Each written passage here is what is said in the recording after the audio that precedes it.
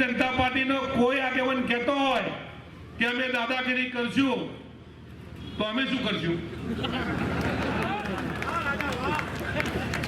અમે ઘરમાં બેસીને ખાલી તમારી પૂજા કરીશું?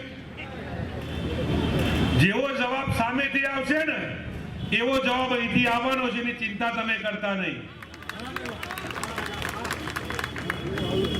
કાલે એક મુસ્લિમ સમાજના મિત્રએ મેં મારો વિડીયો મૂક્યો, કોમેન્ટ કરી હતી કે સાહેબ તમે ગયા ત્યારથી મુસ્લિમ વિસ્તારનો કે બીજા વિસ્તારનો વિકાસ થતો નથી થતો. તો શેના માટે થાય મને તમે સમજાવો. તાલુકા પંચાયત આપણી આપણે લાવતા નથી, નગરપાલિકા આપણી લાવતા નથી, અને ધારાસભ્ય આપણે આપણો લાવતા નથી. બળદેવજી ધારાસભ્ય હતા ત્યારે તમારા વિસ્તારની અંદર ગ્રાન્ટ આવતી હતી?